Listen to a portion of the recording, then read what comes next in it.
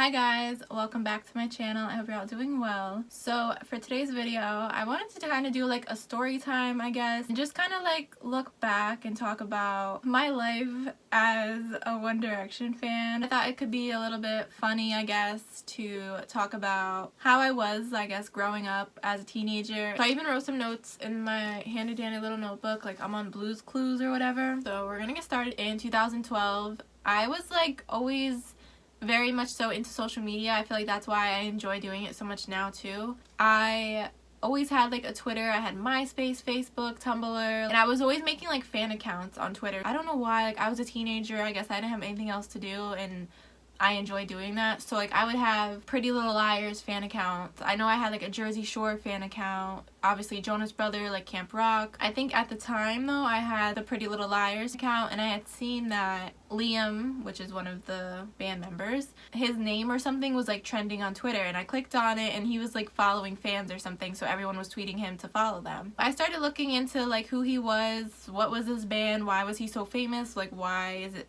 is he so special that he's trending? And then I came across, you know, One Direction and I'm like, who is this cute band? Obviously, I think they were like getting popularity in the US. No, I didn't really know too much about them. I wound up making my own account that was separate for them. So I eventually settled for Marissa_Styles, which is Harry's last name. Honestly, at the time, thought like I was going to marry him. Yeah, okay. Liam at the time was doing this very frequently where he was just like following fans, and I had only had my Twitter for like a week or two and he wound up following me and I thought this was like fucking crazy. It spoiled me in a way because I thought that like the rest of the guys in the band would like follow me that easy too, but that was just fucking pure luck, honestly. So like for the 4 years that I had my Twitter, he was the only one that followed me out of all of them, but I mean I was still happy with that. I don't really know when like it started getting bad. I was just obsessed with them and I know everyone might say like, oh, they're obsessed with this one and that one, like, but this was like borderline obsessed. I'm not even trying to be funny, but like this shit was not healthy for a teenage girl to be like thinking this way and being like so infatuated by a band that doesn't even know that they exist. I would follow like these update accounts, which basically they would tweet like new information about where the guys were and like what they were up to, what city they're in. I was interested in that and I'm like, I kind of want to be like my own update account because I thought I was good. I mean, I spent so much time on like the internet, you know, looking into them. I'm like, I can do all this. I would probably be better at updating people. I'll be on this shit all day to let you know what's happening. I would basically do like my own research or whatever and go on Twitter and just search mainly things about Harry. Harry was my favorite, so like I wanted to know everything about him, where he was, what he was doing. This is some stalker shit right now. But I would just be searching like Harry today, Harry out in LA, met Harry, like those little keywords to see if anyone had met him, saw him. And I mean, it actually helped a lot, like because people would be tweeting, just met Harry Styles, you know, wherever at Nobu, or I mean, honestly, like I don't know why it mattered where he was because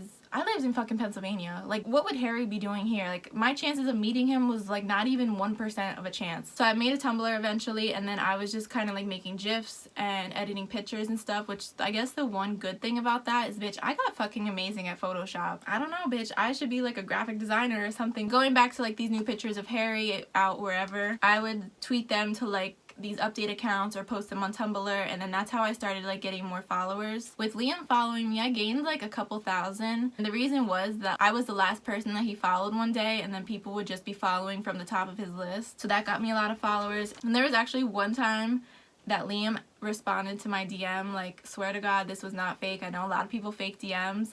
Bitch, I'm 22 now, like, I'm not gonna fucking lie about this. And I was just so mad at myself because I said something so stupid. I was like, why do you hate me? And he literally responded back, I don't. I'm like, bro, out of all things to say, I couldn't have asked him how he was doing. I couldn't ask him, you know, what are you up to? I had to ask him such a dumb question, like, but I couldn't believe he fucking responded. Like, that was so crazy to me. Anyways, by 2013, so like a year later, I was in high school. I might have been in high school in 2012. I think maybe. I hated going to high school. I mean, I feel like there was many factors as to why, but being like this obsessed with them, obviously, like, you can't be on your phone in school. So I would be sneaking on my phone all the time because I want to see, like, I don't want to miss anything. And then also, like, with the time difference, if they're in the UK, like, if I'm just getting to school, they might be doing interviews or they might be doing a photo shoot. Bitch, I was like psychotic. I'm like, I cannot miss anything, you know, I need to be home, I need to be on my computer. I just get so frustrated at the fact that, like, I'm in algebra right now. My junior year of high school, I wound up cyber schooling, mainly because there was like this project that I didn't want to do in school. This gave me the opportunity to be on my computer even more now during my school day because I'm doing cyber school. Like, it was only getting worse at this point. I'm like cringing at this little story that I'm gonna tell. I don't know what I was thinking. So basically I have like the whole situation written down here. There was this time that I was friends with this girl that was living in LA. I think she mainly followed me because of like my updates and stuff, and she was always trying to go out and like meet Harry, and she actually did a couple times. Like, she would be stalking locations basically of like where he would go, and I mean, so many people were doing that, so I'm not even going to talk shit about her specifically. But this girl would be reaching out to me, messaging me about this girl in LA that she thinks is like Harry's secret girlfriend. And you know me, like, I'm psychotic, so a couple times a week she would be sending me new pictures and like these girls' tweets. Basically she would be telling me like, Harry was at this restaurant last night, and then this girl tweeted that she was there too, so they must have been there together.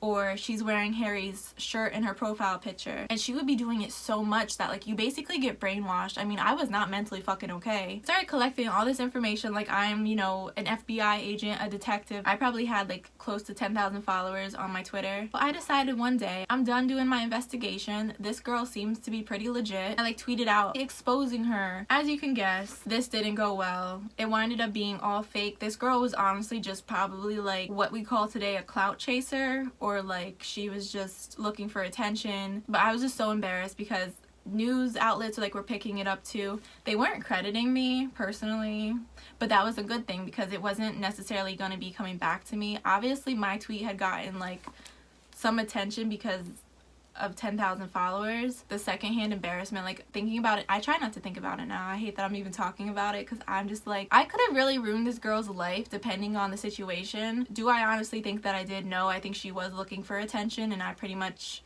gave it to her. Obviously that was not okay.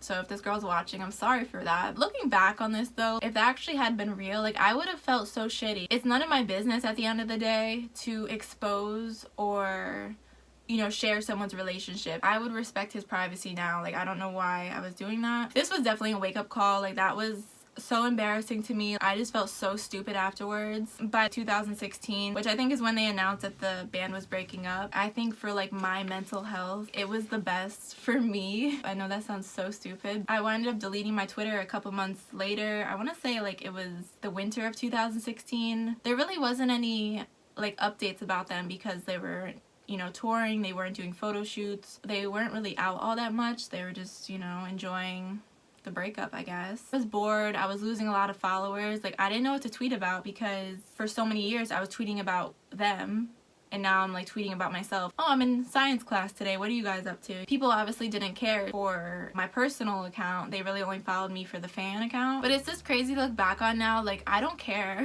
like about them at all. I don't follow any of them. Don't get me wrong, I still love Harry. I think he's beautiful. I don't know, I don't think I could ever imagine myself being like that again. I mean, it just felt good being able to move on from it. I hope you guys enjoyed this video, and I'll see you next time.